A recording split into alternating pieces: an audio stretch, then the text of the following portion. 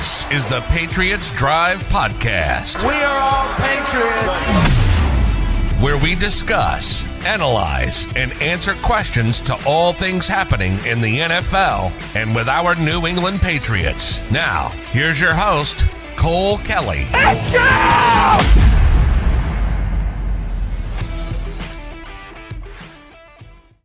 Welcome into another edition of the Patriots Drive Podcast. Patriots lose a tough one at home against the Buffalo Bills in the throwback unis. The last game of the year that we'll see them wearing those, unfortunately. Those still look clean at least. They look good. They didn't play good. So we got a lot to dive into, but I'm here with my co-host, Jace Campbell. How's it going, Jace? Yeah, not a very good game. I mean, there was a little bit of hope last week after the Thanksgiving loss to the Vikings, and then I think this kind of sucked it all out of Patriots fans. Just the whole team in general just did not look good. There's really not many things to point out that was a positive. I mean, there's a couple things that were okay. I mean, I think that the Patriots putting Marcus Jones on offense was a nice curveball that Patriots fans like to see, and a couple other things. But in general, it's hard to get behind this team making a late season run after what we saw this week. And I think the oddball kind of is the Minnesota game. You think, oh, hey, the offense played so great, and I still think they can play like that, but we don't see that every week. So I just don't know how any of us can feel confident that we're going to get that again throughout the season. And hopefully it does happen, but I just don't see it happening. Yeah, it was exciting to see Marcus Jones out there. He's a playmaker. When you get the ball in his hands, he's got speed. His acceleration is off the charts. You saw him just get the ball and just go. And that's why he's a great punt returner. Is he from 0 to 100 like that. Like it's nothing for him. So that was cool to see. It was exciting to see some actual type of wrinkle in this offense and not the same thing over and over again. But unfortunately, after that play, we basically saw the same thing over and over again. So it wasn't much excitement. That was about all the excitement we had that game was that one play.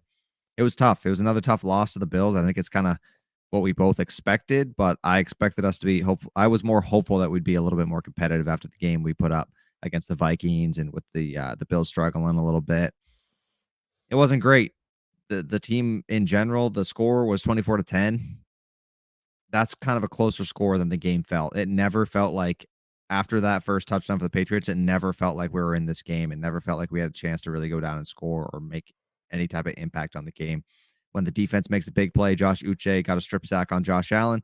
We still really couldn't convert after that. So just stuff like that. The offense is just one of the worst in the NFL. I think they're 31st in EPA per play or something, expected EPA in the past 5 weeks. So this offense has just been horrible. It's tough. We saw one up week last week against a beat up Vikings defense, but overall, it's the same stuff over and over again. I think we talked about it last week. Kurt Warner came out with a video that was an hour long breaking down the Patriots offense, and he said it's the same stuff over and over again. The same plays, the same route concepts. There's too many people in a small confined area. It just doesn't make sense what they're doing. And he said it's okay if you got a few different plays, but you better be damn good at them. And the Patriots aren't good at them. It's predictable. So they're not good at many things right now. I mean, and the lack of, like you mentioned, creativity. Mac Jones only threw 6 play action passes. One of them was for the touchdown. He was 5 of 6, 83% completion percentage, 69 yards, the one touchdown, 11.5 yards per attempt. I mean, we're not getting the run game going. And when we do, we're not using the play action pass off of this. For those of you guys that listen to the Patriots Unfiltered thing right after the game, I was listening to it, and Paul made a really good point. He goes, there was a little segment there, where Ramondre Stevenson had like a 12-yard run, and then he had another run where he got stopped, but then New England pushed the pile like 11 yards, and then they just go right back to the run, and it's a 4-yard loss, and then you're in 2nd and 14, and then they run it again. It's like you get 2 or 3 big runs, and that's the time to call a play action pass. You're on your side of the 50, Absolutely. Take a shot, try to get something off balance. They know that you just got 2 first downs in a row off the run. And instead we just stick to it. And it's nothing against the running game, because the running game's been one of the few good parts about this offense, and Ramondre Stevenson has just been killing it this year. So however you can get the ball in his hands, that's good. But it's almost at times they overuse it and they don't know when to, go away from it, and they don't know when to say, hey, we've been doing a real good job at this. Maybe this is going to open up the screen game. This is going to open up the play action pass game. It's so frustrating. And Mac Jones, I just feel bad for him. We all saw the rant that he said on the sidelines where it's, hey, for those of you that think it was run game, I still believe it was quick game. I know Mac Jones said something about quick game there, how he said That's what I thought it was too. Before he said that, that's what I thought. Yeah, the quick game, right? But it's so frustrating because he's not. I just feel like they're handcuffing him, man. There's no one there that, except for, I think the receivers are on his side. You've seen Kendrick Bourne, Hunter Henry say positives about Mac Jones, but the coaching staff just seems like they are against him. They're not letting him succeed. They're not even letting him try to throw the ball down the field.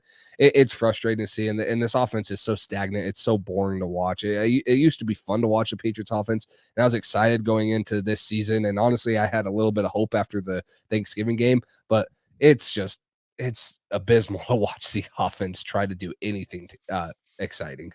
Yeah, you got to feel bad for Mac. Like you just said, that rant he went on, he exploded on the sideline.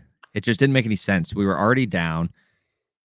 In Buffalo, I mean, all we were doing was calling 3-yard slant routes over and over and over again when we had to score, 14 or 17 points with 8 minutes left in the fourth. It's like, what are we doing? We need a miracle to come back. Our offense hasn't moved the ball all day doing this. We haven't put up points. Try something different.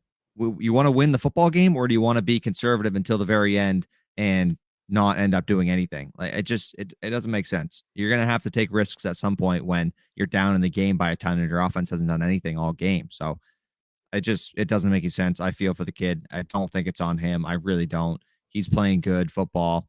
He's doing as much as he can. You look down the field, everybody has no separation because everybody knows the plays. The defense knows the plays before the play even happens because we run the same shit over and over again. Like MA football guy here says, we're beyond predictable now. It's true. And like Evan says here, I agree with him here. Ramondre makes me feel all tingly just below my torso. Ramondre he's incredible. I thought this already before this game, but some of the plays he makes where he gets stuffed at the line of scrimmage and somehow pulls 12 yards out of it is ridiculous. He's special. I've been really impressed with what he's been able to do. With our offensive line struggling the way they have, Ramondre Stevenson has backpacked this running game, and he has backpacked our passing game and our offense in general. So he's been awesome. He's the only positive from this offense really in general, most games, most weeks, and I'm sure that's kind of the same thing this week. Our O-line hasn't been protecting Mac. Our offensive play caller, I don't know what to say to him at this point. I'm kind of lost for words. The fact that he's still here. It's just because he's Bill's buddy, and that's literally it. I'm going to be so frustrated if we don't have a different offensive coordinator by next season. And the part that stinks is I legitimately think Bill Belichick has gone absolutely bonkers, and I wouldn't be surprised if he brought back Matt Patricia for next year. Would you be shocked? Not at this point, no. It's tough. It's really tough to watch. It's one of the most abysmal offenses I've seen this team have in a while. But we got to stop the show. We got breaking news here. Boston headline shows up, first time in months. Just got to give a quick round of applause here. That's about it. Maybe this is why the Patriots have been sucking, because Boston headline hasn't been here. Yeah, they went on their little win streak last year when he was tuning in. So whatever, it's all right. We'll see how much of a Pats fan he is. Not if he shows up next week or not. But this offense has just been tough to watch. I really don't think it's on Mac. I think the offense is so simplified. You hear all these different people saying it. You heard Tony Gonzalez say it on the post game on Thursday night. He was like, "We all know what the problem is. Just nobody wants to say it. It's Matt Patricia." And when people are calling it out like that, and people breaking down the film who have played this game for a long time are saying this offensive coordinator is just not fit to be an offense coordinator, he's got to go. He's got to go. Well, and the other thing too is it's not just him as an offensive coordinator, it's him as the offensive line coach too. The offensive line has taken huge steps back this year. Mac Jones threw 13 attempts under pressure, and he was 5 for 13 for 20 yards, right, when he was under pressure. When he was kept clean, 17 for 23, 175 yards, 1 touchdown. And we saw that against the Vikings. When you keep him in a clean pocket, he can make plays. But there is multiple times against the Bills games where Mac Jones has to extend the play. And I think he did a dang good job of doing it. Now, it didn't turn out into anything, but he had good pocket mobility. He was moving around, making guys miss, and trying to extend the play. Not that he did, but it's so frustrating to see this offensive line, who was such a staple last year, who turned it on after week 9 when Trent Brown got back and was so good for the run game and the passing game. Now all of a sudden is just maybe one of the worst spots on the team, and is such a reliability, or is so unreliable for a second-year quarterback who's trying to make a huge leap, and for a passing game that's already handcuffed. And they're doing nothing to help. They're not giving Mac enough time to even throw the ball down the field. When he has to throw the ball quick, I swear that they're getting to him before any of his receivers are even looking at it. It's just the way Matt Patricia has coached on the whole offensive side of the ball just shows why he was a failed head coach, and why he probably should stay on the defensive side of the ball for the rest of his career, because he really does not know how to call an NFL style offense. He probably doesn't even know how to call a college style type of offense. So it's frustrating. I have no idea why he's still here, and I'm gonna be so frustrated if he is again next year. It's been bad. It's been bad. We all know it. Like you said, Mac, when he's got time in the pocket, he picks apart the defense. He does great. We got to give him time, and he hasn't had that at all this year. He was Mac Vick out there the other night against the Bills when he was running around like that. It was craziness, and that's not the type of quarterback he is. You got to give him some time. And they were out Von Miller, and they were just destroying our offensive line. It's been horrible. Trent Brown has been abysmal. I get it. Isaiah Wynn and Yodney were both hurt, so we had our practice squad right tackle. He got torched. It's been tough. This offensive line has not been anything that we've been able to rely on, like you said, and it's tough to do much when you have no protection and no creativity. One of the things about Matt Patricia that frustrates me as well, the whole Kendrick Bourne thing, he was already in the doghouse from something he did being late to a meeting in preseason or training camp, whatever it was, and he's been punished for it all year, hasn't played much, when he was one of our most explosive playmakers last year. Now he says these comments. I'll be shocked if we see him on the field hardly at all. It's just, I don't know. He came out and said kind of what needed to be said. He still didn't call anybody out specifically, but he basically said our game plan is dog shit. Like, they know what we're doing. We're supposed to we're supposed to play a chess match back and forth with the defense and do what's going to work, but we're playing right into their hand every play, and they know exactly what's going on, and it's impossible to have success. He said Mac Jones doesn't have enough time, and he tried to say that's not on the offensive line. No shots at them or anything. It's just we can't get open when Mac doesn't have time, and blah, blah, blah, blah. So it is what it is. This offense is not going to be doing anything this year until Matt Patricia goes, and until we kind of get this cleaned up. I don't see how this offense really gets much better. It's tough when Mac's on his back and has no time. And even when he has, even those numbers, when Mac has a clean pocket, the clean pocket is him getting the ball out so fast where he still doesn't have time for those deep routes to develop. So I'd be curious to see how often he has like more than 3 seconds in the pocket clean, because it seems like he's got 2.5 all the time, and he's either on his ass or getting the ball out quick. So yeah, and the other thing is that people are picking Mac apart for is his rant on the sidelines going off. Like, I have no problem with it. That's exactly what you should see a leader wanting to do when you're getting your ass kicked in this offense and team. How many times did Brady do that? Underperformed. Exactly. The only reason people are having problems with it is because they don't think that he's playing as good. And I'm not saying that Mac Jones is not a part of the problem, because he has not played up to his standards, but with everything going on around him, he is not anywhere close to being the only problem. There are so many other problems. So I actually kind of liked seeing it from Mac Jones, because I think it was so fair. I forget if it was him or someone else that said it, but it was probably someone else, because I don't think Mac Jones would say this, but they were talking about his outrage and how he hasn't deserved to say it. Well, why not? Because if a coach is going to go yell at Mac Jones for not performing, why can't Mac Jones not have frustrations about the coaching staff, because the coaching staff is not performing either. The offensive coaching staff is not doing their job. And you can see it from the quotes and from the body language of the players that they have no faith in this offensive coaching staff. It's not even that they trust them going into every game. It's every game after every game that there's quotes like this coming out from Mac Jones, from Kendrick Bourne, from guys like that, where they're not explicitly coming out and blaming the coaching staff, but they're saying things that are directly pointed at the coaching staff and is concerning about how they're being taught, how they're scheming up opponents. And it just goes to show how there is not a continuity between the offensive coaching staff and the offensive players. And that's where the hope for us probably is not there, because we hear this stuff all the time, and there's no one trusts anyone on the offensive side of the ball. And it sucks, because this offense, last year looked way better than what they did this year. And now Mac Jones took a step back. Kendrick Bourne, your leading receiver, has been put in the doghouse for 12 weeks, like a little, or a mom puts a little kid in timeout for, stealing candy or something. Like, get over it. This is your best receiver. I get it. He missed a practice. I would have done the same thing for a week or two. After that, shit, if you want to get fired, that's fine. I would love it if you keep benching him and it ends up in your firing Matt Patricia, but it is so stupid that they still have him in the doghouse. We saw Hunter Henry have a great week last week, and now what does he do this week? He's just non-existent. Everything that we find that works, they go away from, and they never come back to it. And now we saw Marcus Jones have great success. We'll probably never see him play another offensive snap again, because heck, we don't like scoring points. We like, having these huge drives in and field goals. So it's frustrating. There's no continuity, in my opinion, from the staff to the players on the offensive side of the ball. When Marcus Jones, a defensive back, gets 2 snaps for you and is your leading receiver, that's bad. He led the team in receiving yards by 20 yards. 20 yards on 2 catches.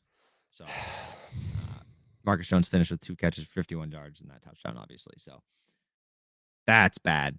That's ugly. You can't have a defensive back leading your team in receiving.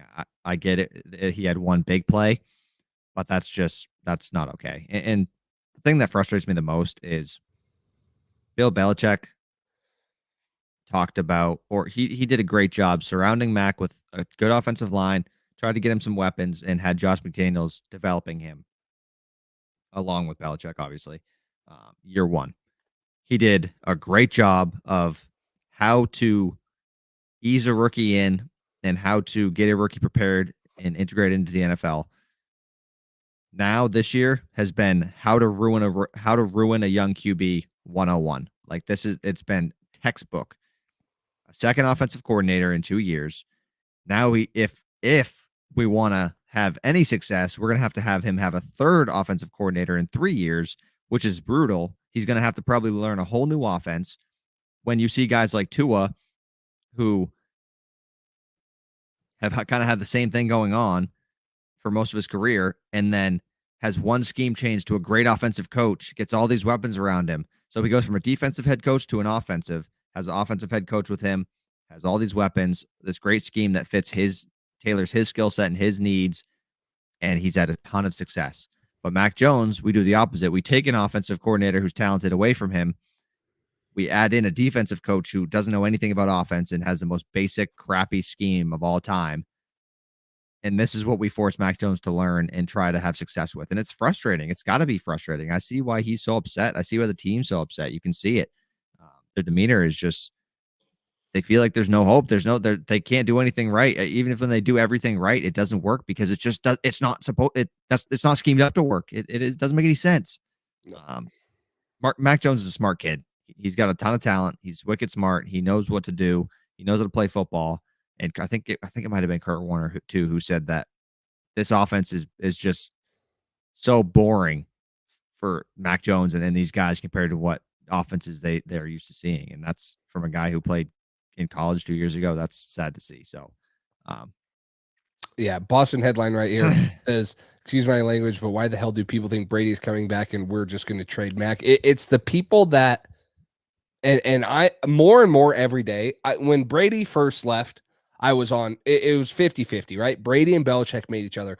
The more I watch this team and how dysfunctional this franchise has gotten without Brady, the more I'm saying this was Tom Brady 100%. Maybe not 100%, right? Because Bill Belichick is a great on-the-field coach, but Tom Brady masked so many of our problems. So the people that want Tom Brady to come back are just the people that want to get another Super Bowl and then suck again in 2 years. And we're actually going to have a clip coming out with this. So if you guys haven't watched that and you're watching this after the fact, either be looking for that or go click on the video. But it to me, that's going to come in and it's going to maybe be a quick fix. Now, Tom Brady by any means is not going to be the solution. He's not the only thing you can add to this roster to win a Super Bowl. We're not even close to being better than the Bills. We're not even close to being better than the Dolphins. We might not even be better than the Jets on paper, although sometimes whenever we play them, we just seem to, we have their number.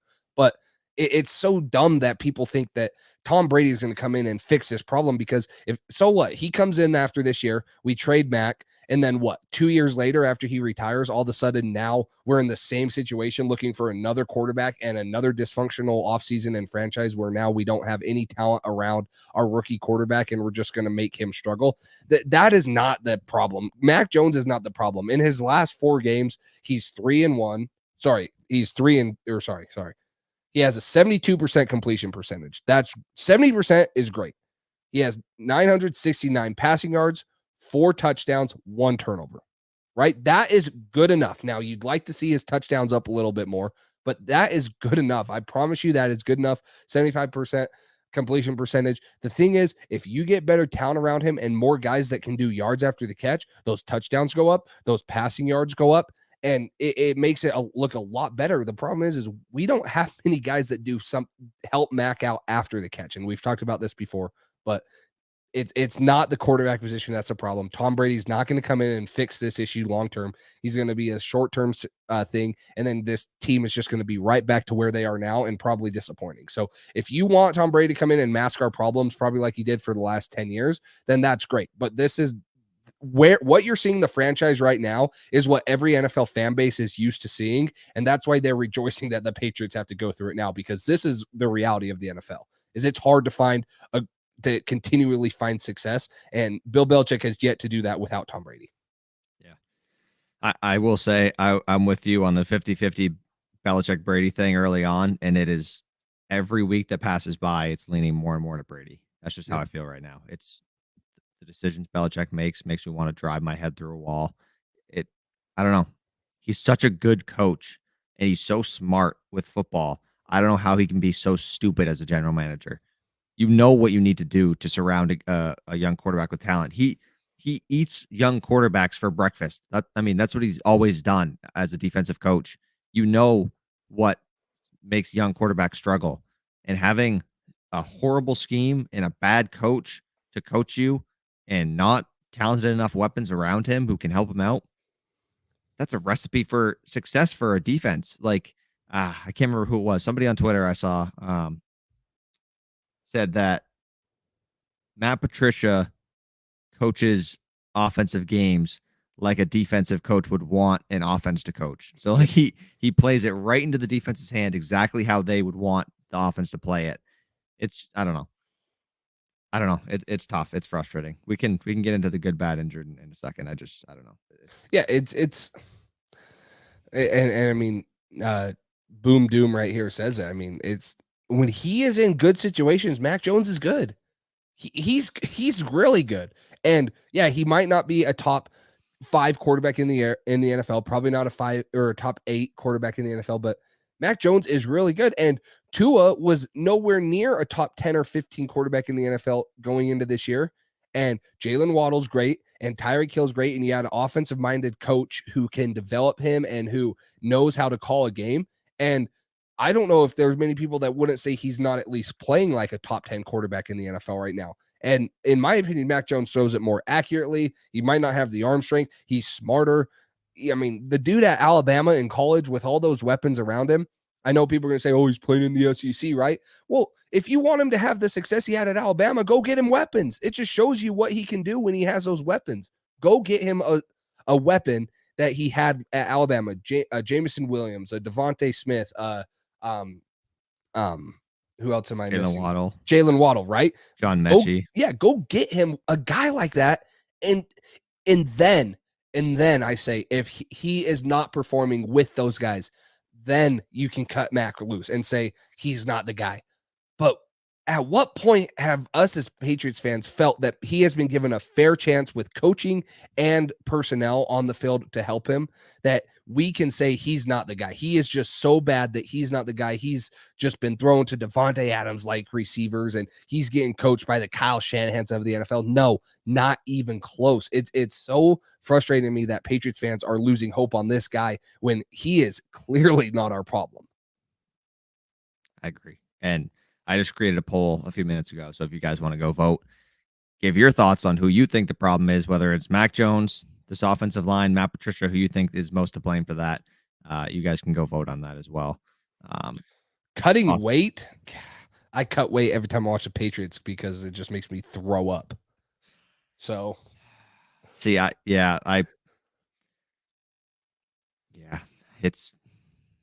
bad. It's been ugly. This has been one of the most like disappointing seasons where I had expectations coming in. Like I had hope that, oh, you know what? Maybe Belichick isn't stupid enough to have Matt Patricia just call plays, and maybe he's actually doing a good job. Maybe he's smart. And I don't know. I always have so much hope going into the season, and I get a reality check pretty quick if it's not one of those Patriots teams. That's good.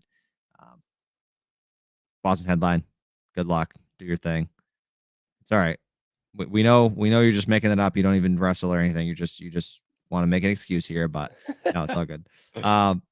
Let's jump into the good, bad, injured because I can't talk about Matt Patricia anymore. I'm gonna I don't know. I'm gonna throw myself to this wall. So first on your good list, who you got? I think that it's someone that we put on here every week, and it's Ramondre Stevenson.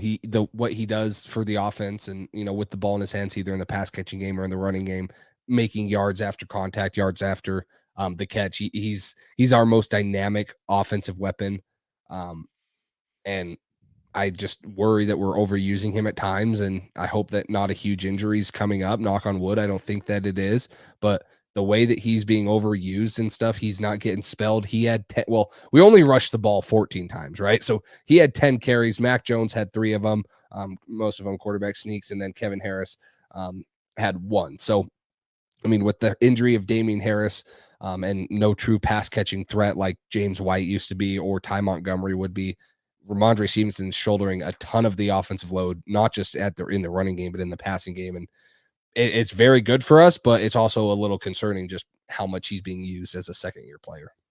Yeah, absolutely. He was great. We touched on him earlier. Just what he makes something out of nothing all the time. So Ramondre's been super impressive. Next guy, one of the few guys for me, Marcus Jones. I mean, he does it in the special teams game. He did it in the offense this week. The only touchdown of the game, big play on a wide receiver screen, just explosive, did something, made a play with his feet, and he's impressive.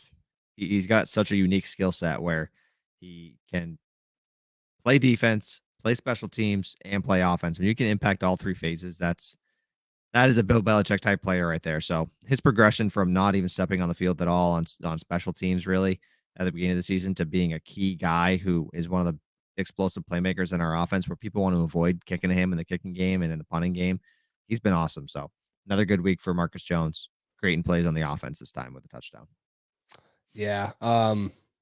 Geez, I honestly don't even know if I have another good. Nobody really stands out. It's nothing else really stands out. Yeah. I mean, you look at Devon Gotcha had 10 total tackles. I got one other one, but I got one last one. Who is it? Uche. Oh yeah. I mean, just off of his last couple games, and then this game, 2 more sacks. Yeah, you throw Uche on there for sure. He did overcommit a couple times and let Josh Allen get out of the pocket, but 2 sacks, a strip sack, gave us our 1 turnover. Really, he was good. So he's been starting to progress finally. So hopefully he can keep that up.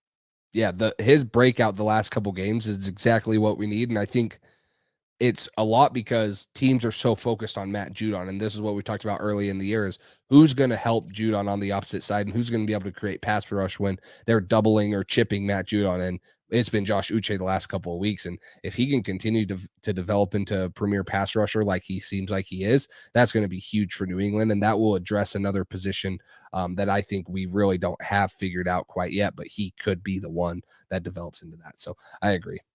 Yeah. First on the bad list.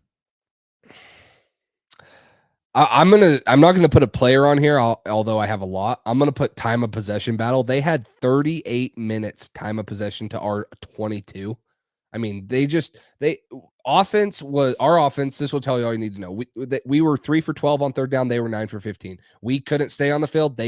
We couldn't get them off the field. It was just one of those games where I just feel like the Bills, even though the score doesn't show it that they just blew us out like they did in the playoff game, like they just toyed with us. They did whatever they wanted to, and they were never scared. Even when they went down 7-3, they were never scared. They're like, this team's doing nothing to, catch us off guard, and we can do whatever we want. So time of possession was so frustrating, especially when you're sitting there and you're, looking at the Patriots just go 3 and out and 3 and out and 3 and out, and then you go back and the Bills just sustain drive after drive after drive, and no defender is making a good play. So, yeah, it just felt like one of those games. It felt like the Bills played the game the Patriots needed to. The Patriots were the ones who needed to keep the ball away from Josh Allen, keep time possession, establish the run. The Bills are running all over us and passing all over us. Like you said, they did whatever they wanted. So next one I'm going to go to is kind of related to that as far as not a player, but third down efficiency we went 3 for 12. That's not good enough. It was tough. We had 6 punts and went 3 for 12 on third down. It's hard to win games. That was one of the things that Kendrick Bourne mentioned was their third down package was too predictable. Defense knows what's going on. We're not doing enough good things, not giving Mac enough time, all those things. So third down is a huge part of every game. On the flip side, the Bills were 9 for 15. So they converted 9 of them. They didn't convert 6 of them. We only converted 3, and we didn't convert 9 of them. So we need to do a lot better on that front. Really on both sides of the ball would be good, but especially on offense. Yeah. I'll give this one to a player, and this is probably the first time he's been on our bad list, but John Jones looked out of place at times at corner. His last 2 games have been tough, but he's had some really tough assignments. Yeah, but then again, that goes back to, and I hate bringing up JC Jackson because he's not having a great year, obviously, but I just don't think anyone can guard Stephon Diggs. So why were we also get JC Jackson out of here because he gets torched by Stephon Diggs? Everyone gets torched by Stephon Diggs. He's one of the best receivers in the league. And Jonathan Jones, I think, was a little bit of a culprit of that. The other thing, I thought it was so stupid how one time you saw Marcus Jones out there guarding Gabe Davis. You have a 5'8" cornerback guarding like a 6'2", 6'3" receiver. You're already putting him at a disadvantage. So this is just another game that proved to me I think our secondary has been good, but John Jones, Marcus Jones, Jack Jones, the 3 Joneses, they all got picked on at times.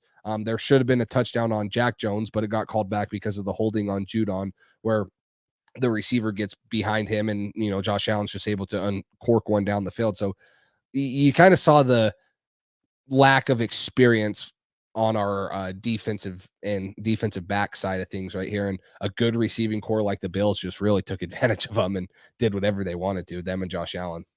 I try not to give John Jones too much crap just because he's been playing slot basically his whole career.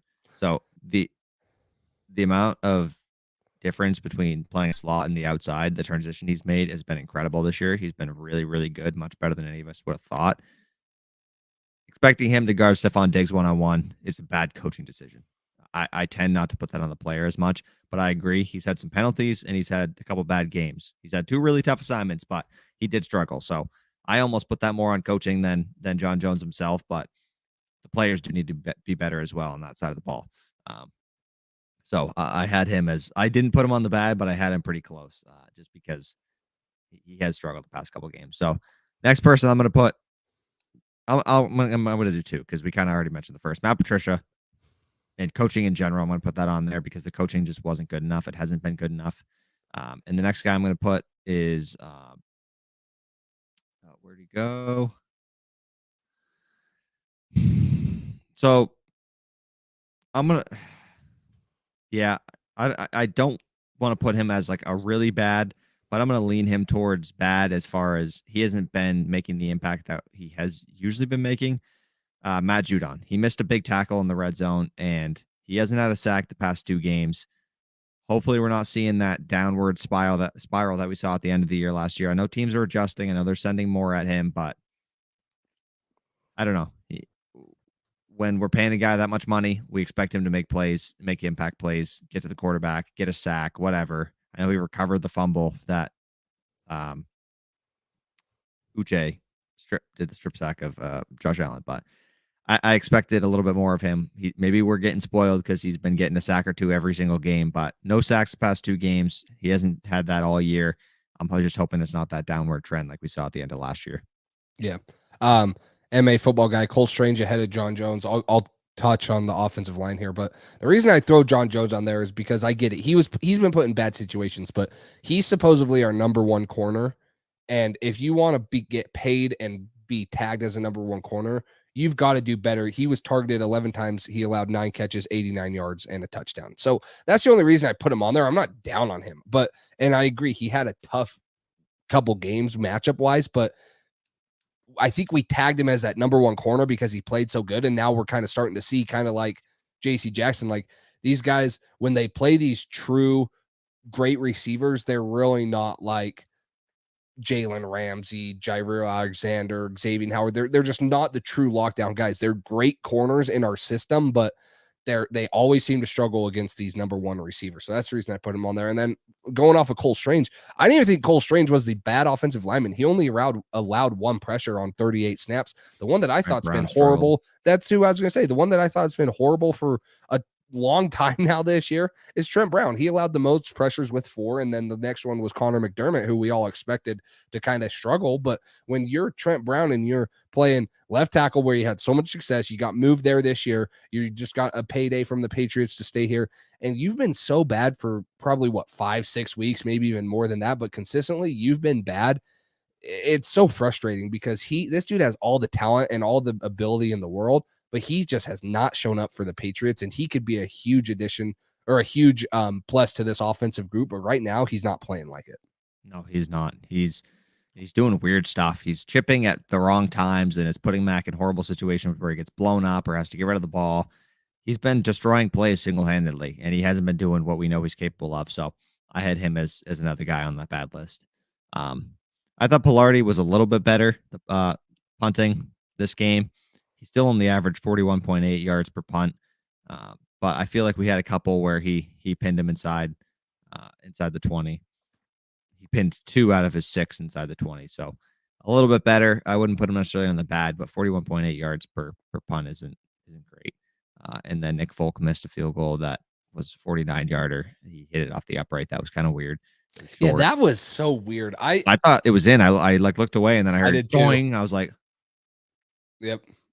And I don't think it changes anything. Yeah, you go in with it a little closer and maybe a little bit more belief, but in all reality, I think that at the end of the day, the score is 24-13. It's the same score. You just had a field goal there, and it makes it look a little bit better in the stat sheet. But it was just weird to see. Like, it was online, and 49 should not be too long for him, but I think you're kind of seeing a little bit of pop come out of his leg because he's been kicking off since Jake Bailey hasn't been there, and I don't even know if he's had a touchback yet. He's always hitting them like right around the 5-yard line. He just does not have the leg. Now he's up there in age and he's getting older, but yeah, the 49-yarder where he dinged it off the front post, that's weird too. I looked away, looked at my phone because I saw it online, and I looked back up and they're like, he missed it. I was like, wait, what? I swear that thing was on. So that was kind of, frustrating. I think Jalen Mills is purposely avoiding the Bills game. Last year, he got COVID on purpose before the playoff game, so he didn't have to match up against Diggs or anything like that. Now he's gone again this game. That would have been a help to our secondary. I don't know if they would have changed things up, and I don't know why they're putting John Jones one-on-one on these guys. I don't know why they're not giving him some more help more often, but is what it is. You got anybody else on the bad that stuck out to you? It was just kind of a bad offensive performance in general with the play calling. The O-line was bad. Outside of that, nobody really stuck out. It was just bad overall. It was just a bad game. Yeah, you run 51 plays on 9 drives. So, what if you want to do quick math? I'll do it on my phone real quick unless you're some mathematician. It's like what, 11 or 12? 11. No. Oh, I was going off of plays per drive. So it would be like 6. Oh. So it'd be like 6 plays per drive. So I mean, that's not and we're not explosive enough. You're not assuming, oh, hey, the Patriots or the Chiefs, they're running 6 plays per drive and scoring touchdowns. No, you're running probably 6 plays per drive, getting a first down, and then you're punting after that. And the Bills ran 72 plays on 10 drives and stuff. So they're almost getting 8, and they're explosive enough to be scoring on those. So yeah, the whole, and that goes into the time possession thing. It's just, the Patriots did not do good enough, and then the Bills were 3 for 3 in the red zone, and again the Patriots are 0-1 or 0 for 1 in the red zone. They don't score in the red zone, and that seems to be a case. You get down there all the time, but you just settle for field goals, and that does not help you in the NFL. Yeah, no, absolutely. Drives just kept getting cut short, 3 and outs. So you can't get third downs. All that stuff. Yeah. I don't know exactly where Mac Wilson was all game. I will say he did have a huge missed tackle on the Josh Allen touchdown, right when he was right at the sideline.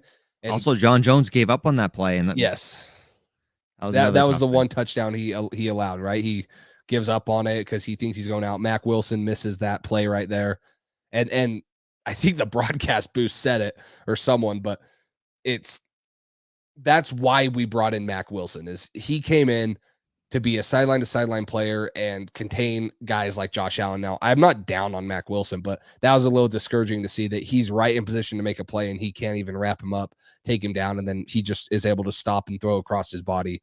And John Jones gives up on the play and it's a touchdown. So, yeah. Yeah. So, injuries. I know Jacoby had the hit to the head. That looked rough. When they went to the replay, his eyes were looking a little out of whack when he got hit. So I don't know if he's a concussion. We'll see what his status is. Anybody else anybody of note that you remember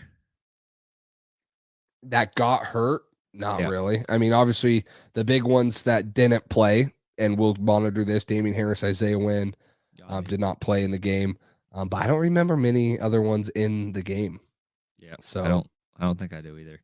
Yeah. Could be wrong, but I don't think I do either. So one thing I did want to mention, I know we just kind of recapped the game in general, but Patriots after today, I think, are the 8 seed. So they're 1 seed out of the playoffs. It's not impossible. I think they're behind the Jets. I think a lot of good things happened as far as seeding goes for the Patriots. Jets lost. Chargers lost. And Chiefs lost, but that doesn't really help. That doesn't help because the Bengals moved up. Yeah, the Bengals move up and the Bills are the 1 seed. Tennessee loses to Philadelphia, but they're going to win their division. The other one? Miami. Did you say Miami already? Miami lost to the San Francisco. Yep. Yeah. So, Jimmy G, broken foot, done for the year. Yep. So you get a couple of, help out from the other team, but honestly, with the schedule the Patriots have the last couple of weeks and how many games they have to win, if they don't win some, you're gonna have to have a lot of help from other teams and stuff. So it's a lot of things have to happen for the Patriots, and it's not really like last year where they can control their own destiny. They need to start winning a lot of games, and they need to start having some of these teams like the Dolphins continue to lose, the Jets continue to lose, and our thing is they play the Dolphins. They do. We play 3 teams ahead of us the rest of the year: Bills, Dolphins, and Bengals. So that's good as far as you kind of control your destiny, but still need a little help. But also bad because, all right, so you're playing 3 teams that are better than you right now. You also play the Cardinals, play the Raiders. So it's a tough rest of the season schedule. We'll see what this team's made of. But I just kind of want to update on the standings. I wanted to update you guys on that. Yeah, and it's 6-6 for the Patriots. They play. It's Sunday night this week, right? Monday. And then Monday night, and then Sunday night next week against the Raiders. One of the 4 straight primetime games, and the first one really exciting. I'll be surprised if they play Sunday night against the Raiders. I think that'll get flexed out. Well, and I think it's pretty likely that they don't get that final week game where it's kind of flexed. If it could be in the Monday night window, right, against the Bills, I don't think that they'll get that either. People are probably like, we just watched the Patriots and the Bills play. We don't need to watch them again. And the Bills probably will be the 1 seed by then, so they might not even play their starters. So yeah, the way the Patriots are playing right now, I'm sure no one wants to watch them on prime time. So it's been tough. Prime time's been tough. We got to beat the Cardinals. Yeah, we definitely do. They're struggling. we got to take advantage of that. The only thing that worries me about that, we'll get into that in the preview more, but just Kyler. Belichick's so good at stopping the old-fashioned offenses, but when it comes to stopping mobile quarterbacks, he's not up to the new age standards quite yet. So that's going to be a tough one to contain him and DeAndre Hopkins and Marquise Brown. You got Rondell Moore should be back by then. James Conner. They got a lot of talent on that offense, so that should be a good one. Yeah, and it'll be fun. You get to go play an NFC team that you haven't really played, and then you get to go play Josh McDaniels and the Raiders, who have actually kind of turned it on from late, but these are two games that you are desperately looking to win to stay alive with your playoff hopes. So make sure last time we played him was with the Cam Newton. Remember where Isaiah Simmons blew him up for the personal foul on the sideline to give him the first down, and then Nick Folk with the game winner. Oh my gosh, I forgot about that. Yep, I think that was the last time we played him. But that's last time we played the Raiders, I think Dietrich Wise who got the strip sack touchdown. Raiders? We thought it was a safety, but it was a touchdown. Oh yeah. That was the video where they were all Winovich and Cam Newton and everybody were slapping Dietrich Wise with the towel. Yep. But so we got. I mean, we have a couple fun games coming up. I mean, even if the Patriots are out of it, I think that it will still be fun to watch them. Obviously, unless they suck like they have been. But depending on how the next couple weeks go, we might be getting into draft talk earlier than usual. Hey, I'm not. I'm not opposed of that. I could start it right now. Give us the number 1 pick. It's weird how I feel like where we're at right now, we should be getting a much better pick than we might end up actually getting. Yes. Like if we finish where we're kind of at right now, I don't think we're in the top. I think we're close to 20. Yeah, we'll probably be sitting right at 20 because right now there's that's such an average pick for this team. There's 16 teams ahead of us. So we'd probably be in the 18 range, 18 to 20 range. 16 teams ahead of us, so we'd be right at 16 right now. Yeah, well, so there's 16 teams that have a worse record than us. Then depending on how tiebreakers would turn out, that's why I'm saying that, because right now Seattle has the same record, and the Chargers have the same record. So you're sitting here thinking like there's 3 teams with the same record and 16 teams that have worse records than you. So depending on how that all turns out, you could be. And then, I mean, very easily you got the Lions, the Packers, the Falcons with 1 loss less than us. And then you have the Steelers with 1 loss less, and then the Colts are 2 behind us. Then the Raiders, we beat the Steelers, lost to the Packers, so all that stuff will play. Beat the Colts. We beat the Colts, so that stuff will play in depending on what happens with the Raiders. We beat the Browns, who's 2 games behind us. So yeah, there's a lot. I mean, and obviously this goes into the playoff picture too, like you mentioned, playing Cincinnati, playing those teams that are ahead of us, especially for wildcard games. The head-to-heads will mean a lot. Yeah, absolutely. So. Cool. All right. Well, Monday Night Football this week. So make sure you guys tune in to our live show, most likely Wednesday or Thursday. Follow us on Instagram, which is on the screen right now, to stay up to date to those, and turn the notifications on YouTube. Hit the bell, subscribe to us so you get notified whenever we're going live. But anything else, Cole? That's all I got. Thank you guys for tuning in again. Like Jay said, we'll be back Wednesday, Thursday, something like that. We'll let you guys know check our Instagrams for updates on that. Check the YouTube notifications. You'll get notified, like he said. So that's all we got for tonight. Thanks for tuning in. Like, subscribe, all that good stuff, and we will see you guys later. Thanks for listening to this edition of the Patriots Drive podcast. Follow us on social media to stay up to date with all things New England Patriots. Make sure you tune in to the next episode and check out patriotsdrive.com for more great content. We're on to Cincinnati.